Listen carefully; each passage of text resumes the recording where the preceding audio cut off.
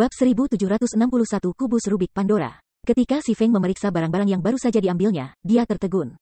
Apakah keenam itu merampok harta milik persekutuan? Ketika Si Feng pertama kali melihat barang-barang yang telah dilepaskan oleh pesta Silent Eagle, dia hampir berpikir dia telah melihat yang salah. Namun, semua item memiliki tag baru yang menunjukkan bahwa itu adalah tambahan terbaru untuk ruang tasnya. Pesta Silent Eagle telah menjatuhkan total 7 item. Di antara mereka, 6 adalah peralatan yang telah dikenakan 6 pemain, 5 buah adalah level 50 peralatan misterius besi, dan 1 adalah peralatan rahasia perak level 50. Bagi para pemain saat ini, ke-6 peralatan ini adalah kekayaan besar. Ini terutama berlaku untuk peralatan rahasia perak. Bahkan berbagai ahli level 50 plus besar dari guild hanya akan memiliki beberapa bagian seperti itu. Namun, dibandingkan dengan item terakhir yang dia ambil, ke-6 peralatan itu tidak penting. Ini karena item terakhir ini sebenarnya adalah alat peringkat epik yang disebut Kubus Rubik Pandora. Ini telah menjadi barang yang terkenal dan sangat dicari oleh berbagai guild besar di kehidupan Si Feng sebelumnya. Namun, ada jumlah yang sangat kecil dari alat-alat ini dalam permainan, dan bahkan guild kelas 1 telah berjuang untuk mendapatkannya. Berbagai guild besar telah mencari alat epik ini karena kemampuan Rubik's Pandora untuk memperkuat peralatan. Kubus Rubik Pandora, item peringkat epik, item yang dikutuk oleh para dewa. Mereka yang menyalahgunakan Cube Rubik Pandora akan menghadapi kenyataan kejam. Keterampilan 1. Magic Refinement, menyerap mana dalam jumlah besar, memadatkannya, dan membentuk mana dengan kemurnian tinggi. Hasilkan 1 tetes mana water menggunakan 1 Magic Crystal. Hasilkan 1 tetes mana Source Water menggunakan 1 mana Stone. Keterampilan 2 Kutukan Iblis Dewa. Dengan menggunakan 10 tetes mana water, masukkan mana ke dalam peralatan dengan tingkat keberhasilan 10%. Meningkatkan atribut peralatan yang ditargetkan sebesar 15% selama 12 jam jika upaya peningkatan berhasil. Ada peluang 20% untuk tidak terjadi apa-apa. Ada peluang 70% untuk peralatan yang ditargetkan dikutuk dengan debuff weaken mana, mengurangi atributnya sebesar 30% selama 24 jam. Dengan menggunakan 1 tetes air sumber mana, masukkan mana ke dalam peralatan dengan tingkat keberhasilan 15%. Meningkatkan atribut peralatan yang ditargetkan sebesar 25% selama 12 jam jika upaya peningkatan berhasil. Ada peluang 15% untuk tidak terjadi apa-apa. Ada kemungkinan 70% untuk peralatan yang ditargetkan dikutuk dengan debuff weaken mana, mengurangi atributnya sebesar 50% selama 24 jam. Kubus Rubik Pandora dikutuk dan akan jatuh setelah mati. Bagi pemain biasa, efek Cube Rubik Pandora tidak ada artinya sama sekali. Namun, bagi guild, kemampuannya sangat berharga. Tidak seperti pemain biasa, persekutuan besar memiliki peralatan dan sumber daya yang cukup untuk mendukung pengeluaran dan potensi kerugian yang timbul karena menggunakan Rubik's Cube milik Pandora.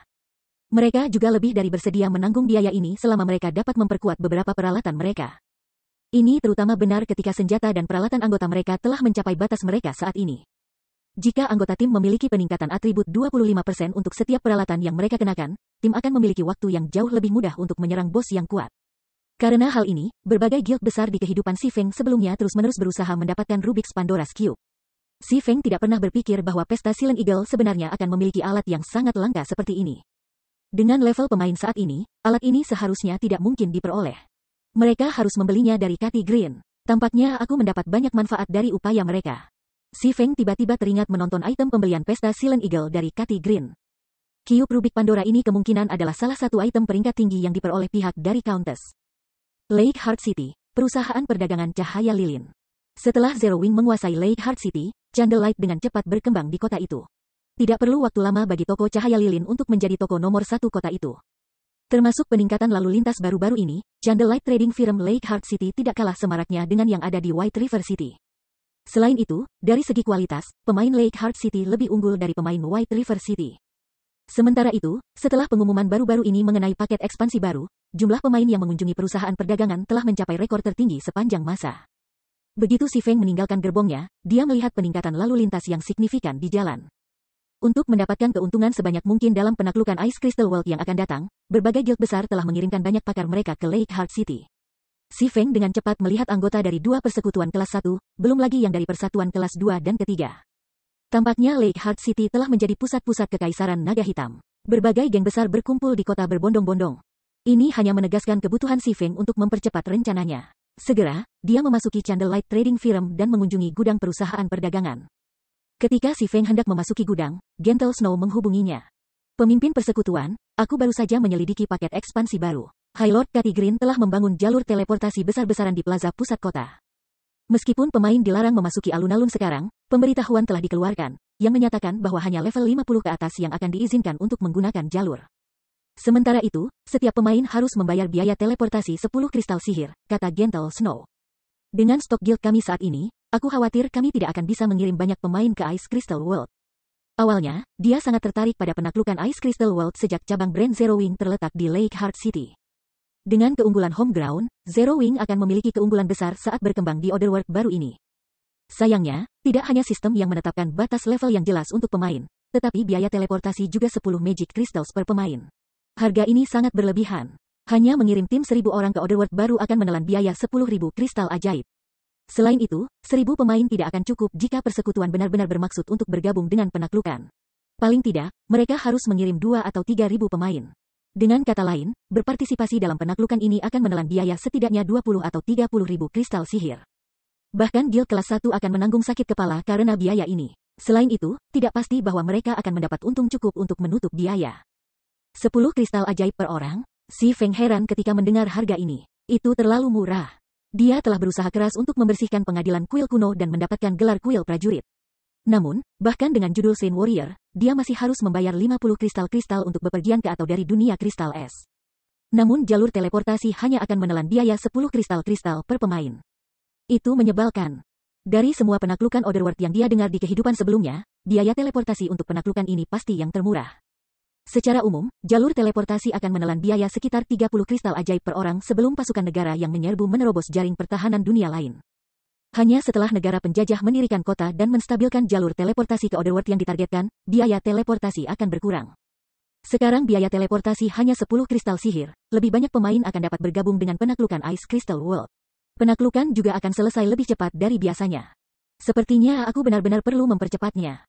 Untungnya, para pemain hanya bisa benar-benar memasuki dunia kristal es setelah pasukan Kati Green berhasil menembus jaring pertahanan dunia kristal es. Dia kemudian menginstruksikan Gentle Snow untuk mencari tahu lebih lanjut tentang penaklukan ini. Dia juga menginstruksikan dia untuk mengirim sejumlah kecil ahli untuk mengikuti pasukan ke dunia kristal es dan memberitahu dia tentang kemajuan pasukan. Adapun untuk dirinya sendiri, si Feng dengan cepat mengambil 400.000 Ice Jade dan bergegas kembali ke Ice Crystal World. Bab 1762 Kekuatan nomor 1 Kota Angin Dingin. Dunia kristal es, keretakan salju. Saat si Feng melintasi Snow Reef, dia menemukan banyak guild dan tim petualang yang menggiling dan memanen bahan langka sebagai persiapan untuk menyerang Snow Ruin, yang terletak di bagian terdalam dari Snow Reef. Selama pemain menaklukkan Snow Ruin, jalan yang menghubungkan wilayah Coldwind City ke daerah lain akan terbuka. Pada saat itu, Coldwind City dapat berinteraksi dengan beberapa kota lain, dan para pemain di sini akan dapat melakukan perjalanan ke lebih banyak peta dan memperoleh lebih banyak sumber daya.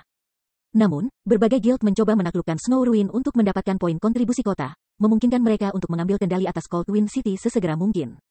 Setelah kembali ke Asuras Residence di Coldwind City, si Feng memperhatikan bahwa antrian yang berdiri di luar Residence telah bertambah. Aula Asura yang didirikan oleh tim petualang Asura benar-benar menakjubkan. Aku tidak pernah berpikir bahwa itu akan sangat efektif untuk pelatihan. Petik 2. Aku tahu, aku pernah mendengar bahwa 2 pemain ahli bertanding di salah satu ruang pelatihan. Setelah hanya 1 jam, kedua pemain melihat peningkatan nyata pada standar tempur mereka. Mereka sekarang dapat mengalahkan pemain yang memiliki standar tempur yang sama dengan mereka sebelumnya dengan mudah. Petik 2. Tidak ada apa-apa. Sebelumnya, salah satu teman aku di Adventurer Alliance telah terjebak di 79% dengan tingkat penyelesaian keterampilannya. Setelah pelatihan di salah satu ruang pelatihan selama 1 jam, dia benar-benar mencapai tingkat penyelesaian keterampilan maksimum 84%. Dia juga bisa mempertahankannya di 81%.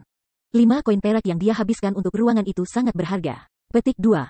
Saat ini, Asura Hall penuh dengan pemain. Aku benar-benar menyesal tidak bergabung dengan Adventurer Alliance lebih awal. Aku bisa berlatih di salah satu kamar itu sekarang. Petik 2. Betul, sekarang, semua orang yang telah bergabung dengan Adventurer Alliance mengantri ke ruang pelatihan. Jika kami tidak ikut serta dalam aksi, kami akan ketinggalan. Aku telah menarik semua kristal ajaib yang telah aku siapkan sejauh ini. Aku pernah mendengar bahwa jika kamu membayar dalam Magic Crystals, tidak hanya akan dikenakan biaya 4 perak per jam, tetapi kamu bahkan dapat menyewa ruang pelatihan selama 2 jam per hari. Petik 2. Para pemain independen yang berbaris di luar Asuras Residence semua mengobrol tentang Adventurer Alliance dengan penuh minat. Asura Hall yang baru didirikan telah menjadi topik utama pembicaraan mereka. Melihat ini, si Feng tertawa kecil ketika dia memasuki Asuras Residence. Meskipun dia baru saja mendirikan Asura Hall beberapa jam yang lalu, itu sudah mulai memenuhi tujuannya. Hal pertama yang dilakukan si Feng setelah kembali ke kediaman adalah mengadakan pertemuan dengan Yan Ya dan anggota manajemen aliansi Adventurer lainnya.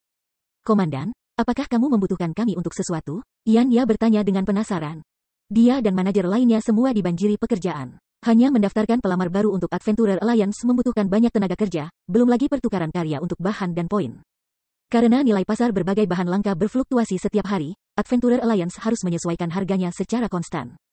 Mengelola Adventurer Alliance berkali-kali lebih merepotkan daripada mengelola tim petualang Asura. Bagaimana situasi Adventurer Alliance saat ini? Tanya si Feng. Hei, berkat Asura Hall, Adventurer Alliance telah menjadi kekuatan nomor 1 di Cold Wind City. Kami sudah memiliki lebih dari 300.000 anggota, dan jumlah ini terus meningkat. Aku tidak percaya itu akan lama sebelum aliansi memiliki 1 juta anggota, kata Yan Ya, tersenyum. Pertumbuhan Adventurer Alliance telah sepenuhnya melampaui harapannya. Jika jumlah anggota Adventurer Alliance mencapai 1 juta, hampir setengah dari populasi pemain kota akan menjadi anggota aliansi. Itu juga akan memiliki lebih banyak anggota daripada gabungan semua guild di kota. Dengan kekuatan seperti itu, bahkan jika Adventurer Alliance gagal mendapatkan otoritas sejati atas Cold Wind City, aliansi tersebut akan menjadi penguasa mutlak kota, kata aliansi adalah hukum. Begitu banyak orang telah bergabung, Si Feng tidak bisa membantu tetapi terkejut. Awalnya, ia mengharapkan aliansi untuk mendapatkan lebih dari 100.000 anggota, memukul 500.000 sebelum semuanya mulai melambat. Namun, tampaknya dia sedikit meremehkan nilai layanan pertukaran Adventurer Alliance dan Asura Hall. Komandan, bukan itu saja. Banyak pemain independen telah menyatakan minatnya untuk bergabung dengan tim petualang Asura, mereka berharap kita akan segera memulai perekrutan. Pada saat yang sama, beberapa tim petualang peringkat atas di Cold Wind City telah meminta agar kami memberi mereka beberapa otoritas di Adventurer Alliance. Jika kita melakukannya, mereka akan bergabung dengan aliansi segera dan fokus pada mendukung pengembangan aliansi. Kata Yan Ya ketika dia mengeluarkan beberapa kontrak yang diusulkan oleh beberapa tim petualang kota Cold Wind City. Tidak hanya tim petualang top peringkat kota memiliki kekuatan yang cukup besar, tetapi mereka juga memelihara pemain gaya hidup mereka sendiri. Karenanya, mereka tidak terlalu khawatir tentang bergabung dengan kekuatan idol seperti Adventurer Alliance. Adapun peralatan Fine Gold level 50 dan Magic Light Sets yang ditawarkan oleh Adventurer Alliance. Mereka bisa mengirim beberapa anggota mereka untuk bergabung dengan aliansi untuk membeli barang-barang ini. Mereka tidak perlu bergabung dengan aliansi secara keseluruhan. Namun, setelah Asura Hall dibuka untuk umum, berbagai tim petualang di Cold Wind City kehilangan ketenangannya. Sementara mereka dapat mengambil keuntungan dari layanan pertukaran aliansi mengirimkan beberapa anggota mereka untuk bergabung. Semua anggota mereka perlu berada dalam aliansi untuk memanfaatkan ruang pelatihan Asura Hall. Namun, tim petualang peringkat atas ini tidak mau tunduk kepada manajemen Asura seperti tim yang lebih lemah. Oleh karena itu, mereka menginginkan otoritas di dalam Adventurer Alliance. Hal-hal telah mencapai titik seperti itu, Si Feng mengungkapkan senyum tipis saat dia melihat-lihat kontrak. Baik. Bahkan jika mereka tidak bertanya, aku telah merencanakan untuk membuat barisan dalam aliansi. Karena mereka bertanya, aku dapat menggunakan kesempatan ini untuk mengatur peringkat. Petik 2. Adventurer Alliance adalah kumpulan besar tim petualang dan pemain independen. Meskipun aliansi tidak membatasi kebebasan anggotanya, dan anggota diizinkan untuk pergi kapanpun mereka mau, aliansi itu perlu memberikan beberapa jaminan. Namun, karena aliansi memiliki terlalu banyak anggota, manajemen akan merepotkan. Mengelola aliansi tidak akan lebih mudah daripada mengelola persekutuan besar. Karenanya, anggota aliansi perlu dipisahkan ke dalam peringkat tertentu. Pasti ada beberapa orang yang berkontribusi lebih banyak kepada Adventurer Alliance daripada yang lain dan sebaliknya. Tidak mungkin memperlakukan semua orang dengan setara. Kalau tidak, siapa yang mau berkontribusi pada Adventurer Alliance? Jika semua orang diperlakukan sama terlepas dari kontribusi mereka, maka semua pemain hanya akan memberikan kontribusi minimum yang diperlukan untuk tujuan mereka. Setelah itu, Si Feng membagi anggota Adventurer Alliance menjadi 4 peringkat, perunggu, perak, emas, dan epik. Setiap peringkat akan menikmati tingkat otoritas yang berbeda dan manfaat yang berbeda dalam aliansi. Peringkat pemain dan tim petualang akan didasarkan pada kekuatan dan kontribusi masing-masing untuk aliansi petualang. Di antara 4 peringkat, pemain dan tim petualang di peringkat bronze akan menerima diskon 10% ketika membeli item dan akan memiliki akses ke beberapa item peringkat tinggi yang tidak tersedia untuk anggota normal. Pemain dan tim petualang di peringkat silver akan menerima diskon 20% dan setiap manfaat yang dinikmati anggota bronze, termasuk tingkat otoritas. Anggota gold juga akan menerima diskon 20%. Aliansi ini juga akan menyediakan sejumlah sumber daya dan kredit untuk anggota emas setiap bulan. Secara keseluruhan, anggota Gold akan menikmati otoritas dan manfaat yang dimiliki eselon atas di berbagai persekutuan besar. Selain itu, tidak seperti eselon atas Guild, anggota Gold tidak terikat oleh batasan apapun. Selain itu, tim petualang peringkat emas akan memiliki wewenang untuk mengelola salah satu cabang aliansi. Adapun peringkat epik, semuanya sedikit berbeda. Hanya ada 12 tim petualang peringkat epik pada suatu waktu. Kualifikasi tim petualang untuk peringkat epik akan didasarkan pada penempatan mereka di peringkat Gold, dengan kata lain. Tim petualang emas peringkat 12 teratas akan menjadi tim petualang Epic Adventurer Alliance. Bergantung pada kemampuan tim petualang Epic, mereka akan diberikan wewenang untuk mengoperasikan beberapa cabang. Sedangkan untuk pemain individu, tidak ada batasan yang ditentukan untuk berapa banyak pemain individu dapat mencapai peringkat Epic. Pemain individu dapat mencapai peringkat epik selama mereka mendapatkan nilai kontribusi yang cukup, 1, dan mencapai tingkat kekuatan tertentu. Adventurer Alliance akan memberikan prioritas kepada pemain peringkat epik ketika membeli sumber daya dan manfaat lainnya yang dapat dengan mudah menyaingi apa yang dinikmati wakil pemimpin besar. Persekutuan. Komandan, ketika berbagai tim petualang dan pemain independen mempelajari tentang sistem peringkat baru, mereka akan menjadi gila dengan sukacita. Namun, jika kita melakukan sesuatu seperti ini, aku khawatir, selain membutuhkan 1 ton sumber daya, kita juga akan membutuhkan dukungan keuangan besar-besaran. Meskipun Yan Ya merasa menghargai rencana si Feng, Adventurer Alliance akan membutuhkan 1 ton kredit untuk mendukung berbagai tim dan pemain petualang yang mencapai peringkat gold dan epic. Serahkan dana itu kepadaku, kata si Feng sambil melambaikan tangan, menunjukkan bahwa tidak akan ada masalah. Yang perlu kamu lakukan adalah membiarkan semua pemain di Cold Wind City tahu tentang sistem baru ini. Si Feng perlu mengamankan fondasi yang stabil untuk Adventurer Alliance di dunia kristal es dengan cepat. Jika terlalu lama, dia akan menghadapi banyak masalah begitu berbagai persekutuan besar Kekaisaran Naga Hitam memasuki dunia kristal es. Itu tidak akan menjadi masalah. Aku akan segera mengatasinya. Setelah mengatakannya, Yan Ya menerbitkan peraturan baru yang telah dinyatakan Feng Feng di forum resmi Cold Wind City. Bab 1763 Aliansi Populer. Setelah Yan Ya meninggalkan ruang rapat, si Feng meminta seseorang untuk mengumpulkan pemain-pemain palsu yang telah direkrut oleh aliansi petualang sejauh ini. Jika Adventurer Alliance ingin mandiri, ia harus memiliki tim produksi sendiri. Oleh karena itu, sebelum dia meninggalkan Cold Wind City, dia telah menginstruksikan Yan Ya untuk merekrut sekelompok pemain gaya hidup untuk aliansi. Dan aliansi akan memelihara pemain gaya hidup ini secara internal. Untuk 400.000 Ice Jades yang dia bawa dari Lake Heart City, menjualnya secara langsung tidak akan hemat biaya. Hanya setelah Advanced Forges dari aliansi membuat Ice Jades menjadi Ice Resistance Gemstones, material tersebut akan menunjukkan nilai sebenarnya.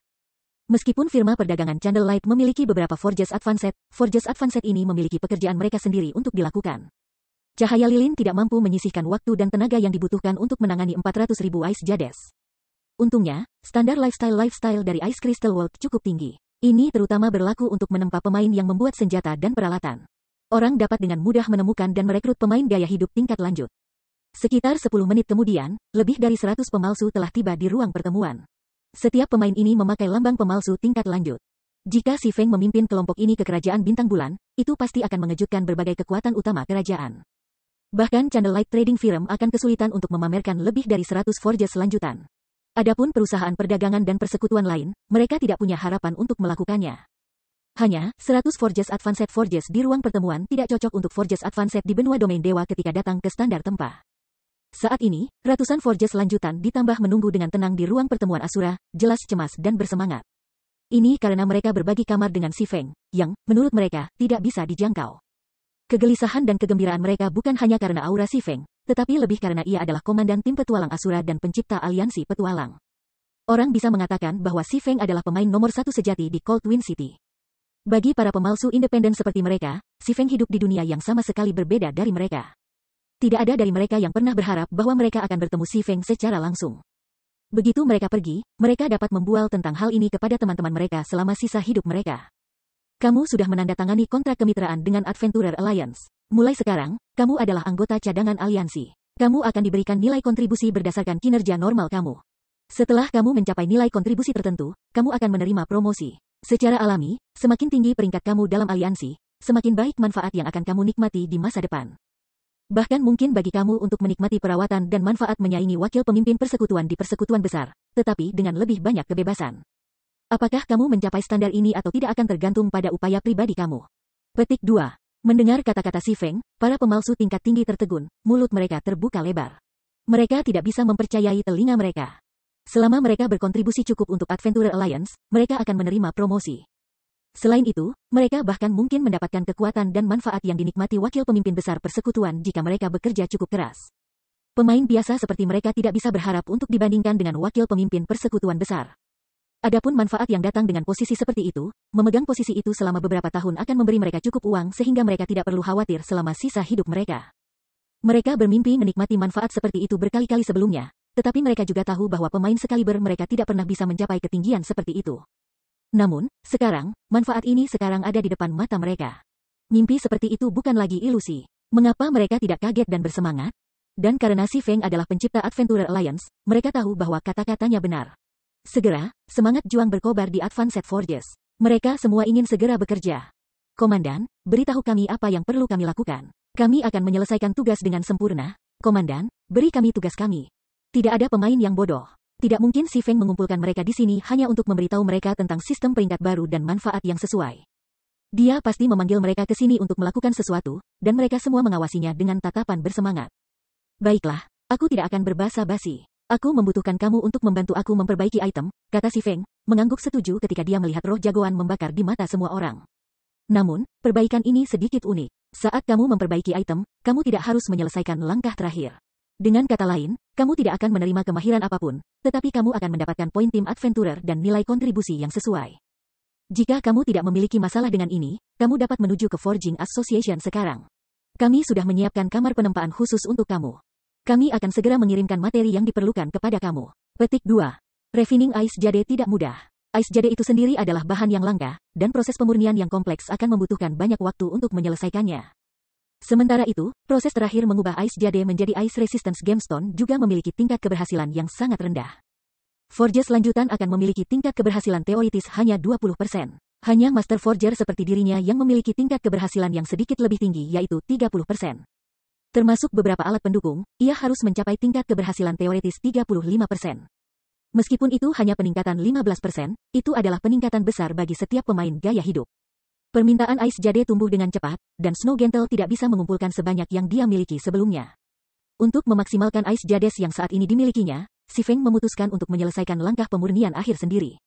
Meskipun memiliki Forges lanjutan menyelesaikan sebagian besar proses penyempurnaan akan mengurangi tingkat keberhasilan produksi sedikit. Penurunan kecil akan bernilai jumlah besar waktu Si Feng akan menghemat. Mendengar instruksi Si Feng, para pemalsu tingkat lanjut menyerbu keluar dari ruangan dan berlari menuju asosiasi tempah, takut bahwa orang lain akan memulainya.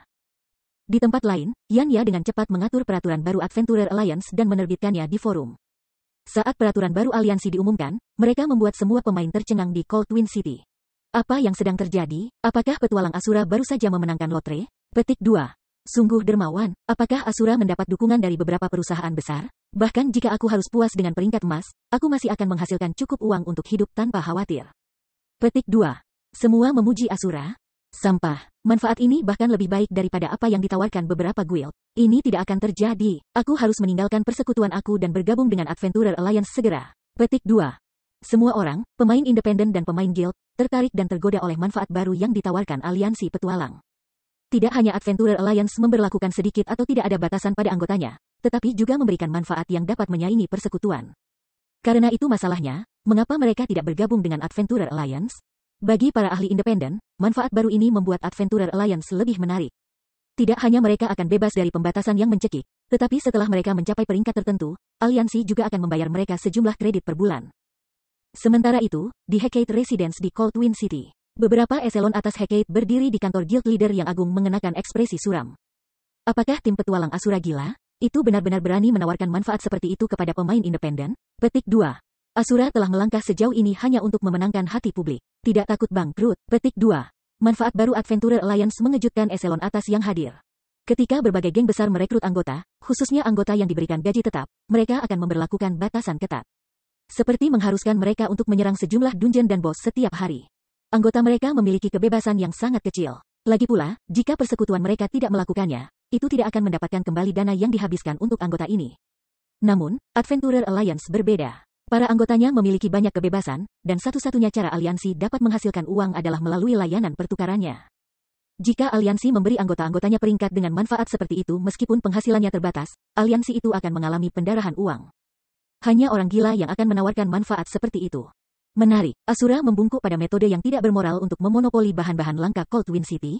Ekspresi Carnage sedikit gelap. Dia kemudian menoleh ke wanita muda di sebelahnya dan bertanya, bagaimana pemulihan 12 surga? Dan apakah kita sudah mendapatkan peralatan dari Adventurer Alliance? Petik 2. Mereka sudah cukup istirahat. Mengenai peralatan, kami telah membeli cukup untuk penggunaannya. Mereka dapat pindah kapan saja, lapor wanita muda itu, tersenyum. Baik, kami akan menuju ke reruntuhan salju sekarang. Sudah saatnya kita mengajar tim petualang Asura bahwa upaya mereka sia-sia, desis Carnage sambil mencibir. Di tempat lain, Si Feng memperbaiki Ice Jade seperti orang gila. Meskipun tingkat keberhasilan terakhirnya hanya sekitar 32%, Si Feng puas dengan itu. Setelah bekerja selama 4 hari berturut-turut, dia akhirnya memperbaiki semua 400.000 Ice Jades. Pada akhirnya, dia telah menempa 128.000 batu permata tahan es. Dia juga telah mendapatkan EXP yang cukup untuk mendorongnya ke level 67. Baik, akhirnya aku selesai. Si Feng kewalahan dengan kegembiraan saat dia menatap batu permata tahan es di tasnya. Sudah waktunya untuk mengumpulkan uang Cold Wind City. Bab 1764 harga tak terbendung. Kilau cahaya perak berkilauan di seluruh ruang penempaan yang remang-remang. Setelah merapikan batu permata tahan es dan menyimpannya di ruang tasnya, si Feng menyortirnya menjadi beberapa kelompok. Tidak semua batu permata tahan es yang ia buat sama. Perlawanan es yang mereka berikan berkisar antara 5 dan 8 poin. Ketika dia menjualnya, dia harus memberi harga sesuai dengan itu. Dan ini hanya batu permata tahan es yang normal. Berkat Blacksteel Insignia, si Feng memiliki peluang 3% untuk meningkatkan atribut pada item yang dipalsunya. Masing-masing dari batu permata tahan es, Insignia Blacksteel telah ditingkatkan dengan menyediakan 10 poin di atas di Ice Resistance. Secara alami, batu permata ini bernilai jauh lebih dari yang normal. Sementara si Feng mengatur ruang tasnya, Lifeless Stone menghubunginya. Komandan, kami memiliki situasi yang mendesak. Hecate telah menemukan sekelompok pemain yang sangat kuat. Sebelum kelompok ini tiba, Hecate terjebak di lantai bawah tanah pertama Snow Ruin, tapi sekarang, mereka berkembang dengan cepat melalui dungeon. Tim persekutuan baru-baru ini melampaui kami, memasuki lantai bawah tanah keempat. Mereka hanya berjarak satu dari lantai akhir sekarang, kata Lifeless Stone, sangat frustrasi karena tim Hecate telah melampaui kemampuannya dalam serangan itu. The Snow Ruin itu seperti dungeon regional. Dengan setiap lantai mereka turun, mereka akan menghadapi tantangan yang lebih besar.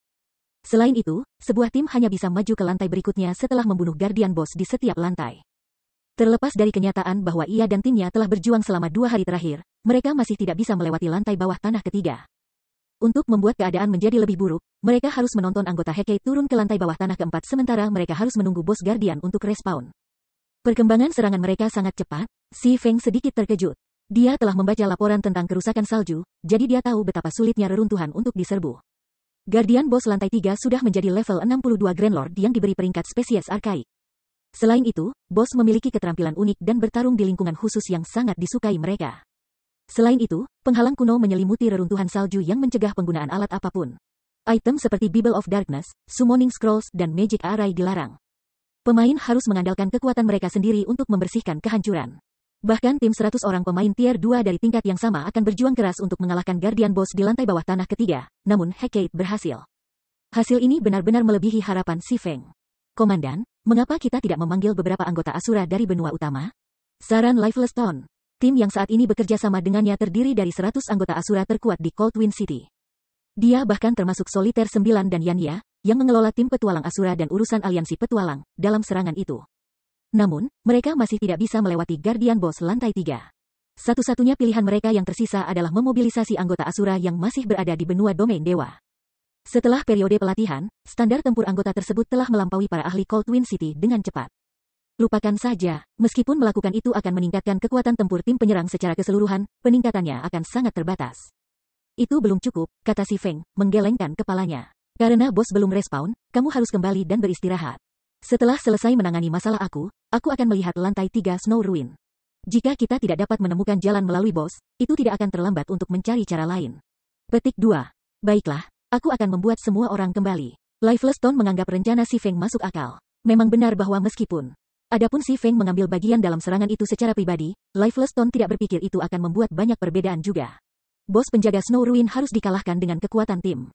Ada batas berapa banyak individu dapat berkontribusi pada serangan itu. Namun, Lifeless Stone masih menantikan si Feng mengambil alih tim penyerbuan.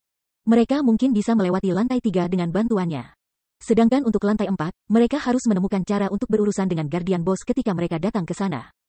Jika dorongan datang untuk mendorong, mereka bisa meminta bantuan para ahli Zero Wing. Dia sepenuhnya menyadari bahwa kelompok dari Zero Wing jauh lebih kuat darinya. Jika pemain mengerikan ini mengambil tindakan, melampaui Hecate akan menjadi permainan anak-anak.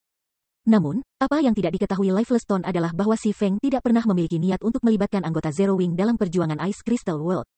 Selain itu, sekarang Zero Wing telah tumbuh begitu besar, persekutuan membutuhkan tenaga dalam banyak aspek. Ia tidak lagi mampu mengumpulkan para petarung topnya. Setelah itu, si Feng menghabiskan setengah jam atau lebih mengkategorikan batu permata tahan es, senang mengisi matanya seperti yang dia lakukan. Ada 42.651 batu permata yang menambahkan 5 poin Ice Resistance, 37.332 yang menambahkan 6 poin, dan 12.451 yang menambahkan 8 poin. Si Feng juga memiliki 2.921 batu permata yang memberikan 10 poin atau lebih. Kembali ke benua Guts Domain, batu permata 5 poin saat ini dijual dengan harga sekitar 1 emas, 50 perak di pasaran. Itu sangat dekat dengan biaya produksi. Ini juga merupakan batu permata yang paling ia miliki. Meskipun ia menganggap dirinya beruntung karena ia hanya membuat 40.000 plus 5 batu permata dari 400.000 upaya. Tentu saja, batu permata 6 poin lebih berharga, dijual sekitar 2 emas. Sebagian besar batu permata tahan es di pasaran adalah batu permata 6 poin. Adapun batu permata 7 poin, mereka sedikit lebih langka dan bisa dijual seharga sekitar 3 emas. Batu permata 8 poin itu sangat langka, dijual seharga sekitar 5 emas. Sementara itu, berhasil menempa lebih dari 33.000 batu permata 7 titik dan lebih dari 12.000 batu permata 8 titik benar-benar di luar harapan si Feng. Adapun batu permata tahan es yang menawarkan 10 atau lebih poin di ice resistance, tentu saja, mereka bisa dengan mudah dijual seharga 10 emas atau lebih. Bagaimanapun, batu permata tahan es akan selalu mempertahankan nilainya. Bahkan jika pemain hanya memiliki satu set penuh batu permata 5 poin, mereka akan memperoleh lebih dari cukup ice resistance untuk berurusan dengan lingkungan beku dan atasan tipe es.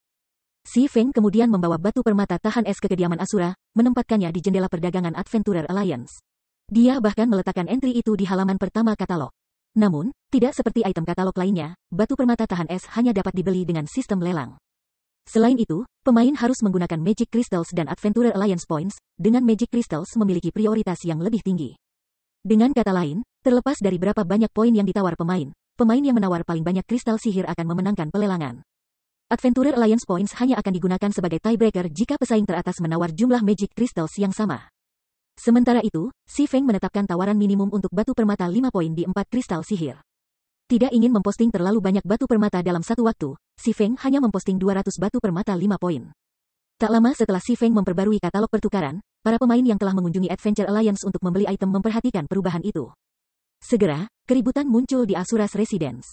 Batu permata tahan es, aliansi adventurer luar biasa, ini sebenarnya memiliki barang seperti itu juga? Petik 2. Luar biasa, satu batu permata menambah 5 poin dalam ice resistance. Itu hampir menyaingi perlawanan es dari peralatan misterius besi. Petik 2. Sampah, jika aku bisa melengkapi diriku dengan batu permata tahan es ini, aku bisa menjelajahi Snow Reef yang praktis tidak terhalang. Petik 2. Di mana Adventurer Alliance mendapatkan barang seperti itu? Item yang menyediakan ice resistance sangat dicari oleh para pemain Cold Wind City. Meskipun dunia kristal es memiliki banyak item ice resistance, tidak ada yang seperti ice resistance gemstone, yang tidak akan menjadi usang setelah level tertentu. Berita tentang batu permata perlawanan es menyebar seperti api di antara berbagai tim petualang dan gubernur kota. Organisasi-organisasi ini segera mengirim perwakilan untuk membeli batu permata ini. Banjir pemain independen juga bergegas untuk bersaing untuk batu permata tahan es. Meskipun Magic Crystals jarang dan sulit diperoleh di Cold Wind City, tidak ada banyak tempat di mana pemain bisa menghabiskannya. Ini terutama berlaku untuk pemain independen. Sebagian besar pemain lebih suka memperdagangkan kristal sihir mereka dengan peralatan ice resistance. Namun, berbagai guild menyimpan sebagian besar senjata dan peralatan yang meningkatkan ice resistance. Tidak ada guild yang akan menjual barang-barang tersebut kepada pemain independen. Oleh karena itu, sekarang harta seperti batu permata perlawanan es telah muncul, pemain independen harus berjuang untuk beberapa milik mereka sendiri. Tak lama setelah itu, harga batu tahan es terus naik. Harga langsung naik menjadi 5 kristal ajaib per batu. Itu kemudian naik ke 5 kristal sihir dan 100 poin, 200 poin. Sementara itu, setiap Adventurer Alliance Point saat ini bernilai 20 koin tembaga. Sangat cepat, harganya telah mencapai 6 kristal sihir. Pada titik ini, harga batu permata ice resistance telah mencapai batas dari apa yang bisa dilakukan oleh pemain elit independen. Meski begitu, hasil ini telah jauh melebihi harapan si Feng. Namun, kenaikan harga masih tidak menunjukkan tanda-tanda berhenti. Bab 1765 keuntungan menakutkan. Dalam waktu kurang dari 5 menit setelah si Feng memperbarui katalog pertukaran, 5 poin Ice Resistance Gemstones telah mencapai harga 7 Magic Crystal. Permintaan untuk batu permata telah benar-benar melebihi harapan si Feng. Dia tidak pernah berpikir bahwa para pemain Cold Wind City akan sangat membutuhkan mereka. Pada akhirnya, si Feng telah mendapatkan 1.320 kristal sihir dari 200 es batu permata tahan. Selain itu, Adventurer Alliance telah mendapatkan kembali banyak poin yang telah diberikannya. Sampah, aku baru saja sampai di sini, dan mereka sudah terjual habis. Petik 2. Mengapa ada begitu banyak orang kaya? Sebenarnya ada orang yang mau membayar 7 kristal ajaib untuk batu permata itu? Apa, itu dia? Tidak ada lagi. Petik 2. Kenapa hanya ada 200 batu permata? Bahkan tidak cukup bagi kita semua di sini. Petik 2. Sial, aku tahu aku harus mengajukan penawaran. Jika aku memiliki 4 atau 5 batu permata tahan es, aku bahkan dapat menyatukan kembali dewa besar jenis es yang aku temukan sebelumnya. Aku bisa mendapatkan kembali semua uang yang aku habiskan. Petik 2. Kerumunan di balai pertukaran Asura terpana dengan akhir lelang yang tiba-tiba. Itu telah berakhir begitu cepat sehingga persekutuan besar kota telah melewatkan kesempatan untuk menawar sebelum batu permata terjual habis. Para ahli independen yang telah mengadopsi sikap menunggu dan melihat tiba-tiba menyesali pilihan mereka. Pemimpin persekutuan, apa yang harus kita lakukan? Aku datang terlambat, dan pada saat aku tiba di sini, batu permata Ice Resistance telah terjual habis. Apa? Mereka sudah pergi? Petik 2. Apa yang harus aku lakukan sekarang? Tunggu di sana sebentar lagi. Jika tidak ada lagi yang muncul, cobalah untuk membeli batu permata dari para pemain yang membelinya dengan harga tinggi. Lingkungan Snow Ruin terlalu keras. Tanpa Ice Resistance yang memadai, atribut dasar anggota utama kami akan turun, dan mereka tidak akan bisa bertarung dengan kekuatan penuh mereka. Kita harus mendapatkan batu permata tahan es itu. Petik 2. Berbagai guild menginstruksikan mata-mata mereka di Asuras Residence untuk menunggu lebih banyak batu permata tahan es muncul. Sementara itu, Si Feng tidak buru-buru memasang batu permata tahan es yang kedua setelah yang pertama habis terjual. Sebagai gantinya, dia menunggu sekitar 10 menit untuk lebih banyak pemain berkumpul di ruang pertukaran sebelum memasang 1000 batu permata lainnya. Dia mengubah tawaran awal untuk 5 kristal sihir kali ini. 200 batu permata perlawanan es hanyalah umpan bagi masyarakat umum. Sekarang setelah cukup banyak pemain berkumpul di Asuras Residence, dia bisa mulai menjual Ice Resistance Gemstones secara nyata sekarang. Saat 1000 batu permata es tahan muncul di katalog pertukaran, semua orang di aula mulai menempatkan tawaran mereka dalam hiruk-pikuk. Para ahli independen, tim petualang, dan persekutuan yang tidak mendapatkan kesempatan untuk menawar lebih awal mulai melakukan penawaran satu demi satu. Dan hampir semuanya memulai dengan tawaran 7 kristal ajaib. Setelah sekitar 5 menit, Si Feng mendapatkan 7110 kristal sihir lainnya. Dia menghasilkan Magic Crystals beberapa kali lebih cepat daripada Zero Wing City. Namun, Si Feng tahu bahwa ini hanya permulaan. Cold Wind City memiliki lebih dari 2 juta pemain. 1000 batu permata tahan es yang sangat kecil bahkan tidak akan memuaskan kebutuhan berbagai tim petualang dan persekutuan, apalagi para pemain independen. Setelah itu, Si Feng memindahkan semua batu permata 5 poin ke gudang Residence dan meminta sistem secara otomatis mengunggah batu permata es tahan ke katalog pertukaran dalam batch 500 hingga 1000 sekali. Setiap 10 atau 15 menit. Adapun batu permata resistensi es lainnya, Si Feng tidak punya niat untuk menjualnya untuk saat ini. Untuk kota angin dingin saat ini, 40.000 plus batu permata tahan es seharusnya cukup untuk memenuhi permintaan. Jika dia menjual batu permata berkualitas tinggi, dia tidak akan bisa mendapatkan harga yang bagus. Sementara Si Feng menjual batu permata tahan es, Lifeless Stone dan yang lainnya telah kembali ke Asuras Residence dan beristirahat. Tingkat konsumsi stamina dan konsentrasi pemain meningkat secara drastis di Snow Ruin. Bahkan jika mereka berbaring dan tidak melakukan apa-apa, stamina dan konsentrasi mereka akan terus mengering. Komandan, ini adalah informasi yang kita miliki di Guardian Boss lantai 3. Meskipun merampok bos ini tidak memerlukan Ice Resistance dalam jumlah tinggi, keterampilan pasifnya, membeku dalam waktu, sangat menyusahkan. Skill ini menargetkan 20 DPS teratas di tim dan mengurangi kecepatan serangan mereka sebesar 100%. Selain itu, ia menghasilkan kepala suku di samping masing-masing pemain yang terkena dampak. Kepala suku ini adalah tingkat yang sama dengan para pemain yang terkena dampak dan memiliki kekuatan serangan yang sangat tinggi, bahkan menyaingi Great Lords dari tingkat yang sama. Selain itu, bos memiliki keterampilan pasif kedua yang disebut Bloodlust. Saat HP turun, Strength, Attack Speed, dan Defense meningkat, Lifeless Stone berkata, jelas frustrasi ketika dia berbicara tentang Guardian Boss di lantai 3. Berapa banyak HP yang dimiliki bos pada akhir pertempuran? Tanya Si Feng. 50% kata Lifeless Stone, sedikit malu. Apakah rata-rata DPS tim tidak cukup tinggi? Hasilnya tidak mengejutkan Si Feng. Guardian Boss lantai 3 jelas membutuhkan kekuatan mentah untuk mengalahkan. Sementara itu, tim penyerbuan hanya memiliki 12 pemain tier 2. Karena keterampilan pasif bos membatasi 20 pemain DPS teratas. Lifeless Stone dan pemain tier 2 lainnya tidak dapat menyebabkan kerusakan, dan anggota DPS tim lainnya jelas tidak cukup tinggi. Tidak mengherankan kalau bos berhasil mengurangi serangan tim. Bahkan jika Si Feng bergabung dengan tim, hasilnya kemungkinan akan sama. Meham, semua orang di tim mengenakan peralatan terbaik yang kami miliki. Jujur, meskipun, jika DPS tim bisa mendaratkan setiap serangan, itu harus dimungkinkan untuk membunuhnya, tetapi bos sangat pandai menghindari dan memblokir serangan yang masuk. Tanpa standar tempur yang cukup tinggi, sangat sulit bagi pemain untuk merusak bos, kata Lifeless Stone, mengangguk.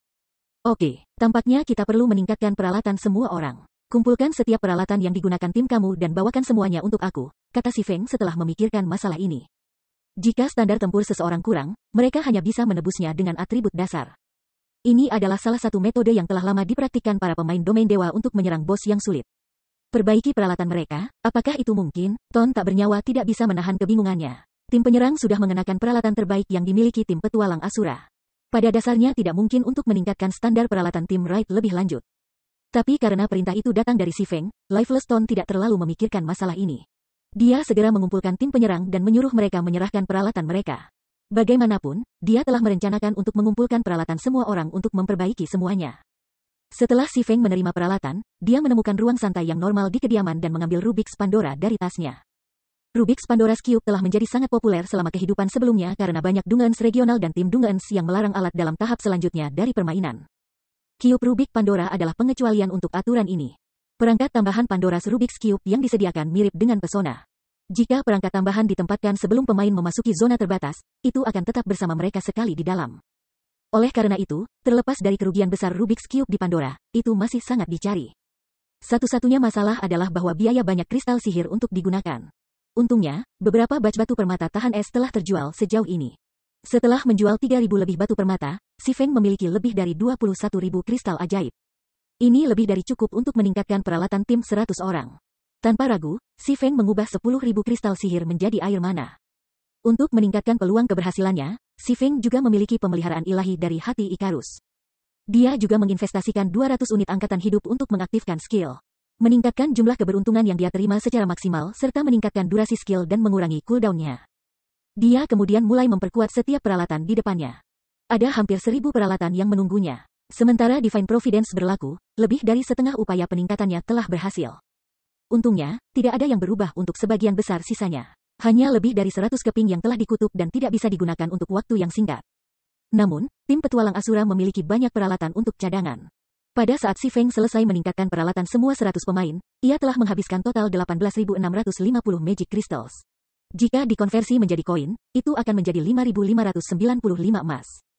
Jika berbagai perserikatan besar mengetahui si Feng baru saja menghabiskan 18.650 kristal ajaib untuk meningkatkan banyak peralatan hanya dalam 24 jam. Mereka akan mengutuknya dan memanggilnya orang gila. Dia telah menghabiskan sebanyak kristal sihir sebanyak seluruh persediaan guild tingkat ketiga. Si Feng, bagaimanapun, tidak terlalu peduli dengan biaya. Sementara dia sibuk dengan peralatan tim penyerbuan, dia telah menjual 5.000 lebih atau lebih Ice Resistance Crystals dan mendapatkan hampir 35.000 Magic Crystals. Saat ini, dia menghasilkan Magic Crystal lebih cepat daripada yang bisa dia habiskan. Setelah dia selesai dengan peralatan tim serangan, si Feng mengumpulkan tim serangan. Bagikan peralatan ini. Jika tidak ada masalah, kami akan segera berangkat, kata si Feng sambil menyerahkan seluruh peralatan tim kepada Lifeless Stone. Ketika Lifeless Stone menerima peralatan dan memeriksa item, pikirannya membeku. Komandan, apa yang kamu lakukan? Atribut peralatan telah meningkat sangat banyak. Ton Lifeless bisa mengatakan bahwa sebagian besar item yang diberikan si Feng kepadanya adalah item yang sama yang dia berikan kepada pendekar itu sebelumnya. Namun atribut telah mengalami transformasi besar-besaran. Dia bahkan belum pernah mendengar hal seperti ini sebelumnya. Aku hanya meningkatkannya sedikit dan memberi setiap peralatan kenaikan atribut sementara sebesar 15%, kata si Feng. Dia awalnya ingin meningkatkan peralatan dengan mana seton, tetapi dia tidak memiliki cukup kristal sihir di tangan. Oleh karena itu, dia harus puas dengan versi yang lebih lemah untuk saat ini. 15%, untuk sesaat, Lifeless Stone bertanya-tanya apakah dia salah dengar. Jika sebuah peralatan ditingkatkan dengan peringkat tunggal, atribut dasarnya akan meningkat sekitar 15%. Dengan kata lain, si Feng telah secara efektif meningkatkan standar peralatan keseluruhan tim penyerbuan dengan seluruh peringkat. Selain itu, peningkatan itu tidak terbatas pada atribut dasar. Bahkan keterampilan peralatan telah ditingkatkan sebesar 15%. Ketika anggota tim penyerang menerima peralatan, mereka tidak bisa membantu tetapi melongo melihat item. Mereka bahkan bertanya-tanya apakah ini adalah barang yang mereka kenakan semula.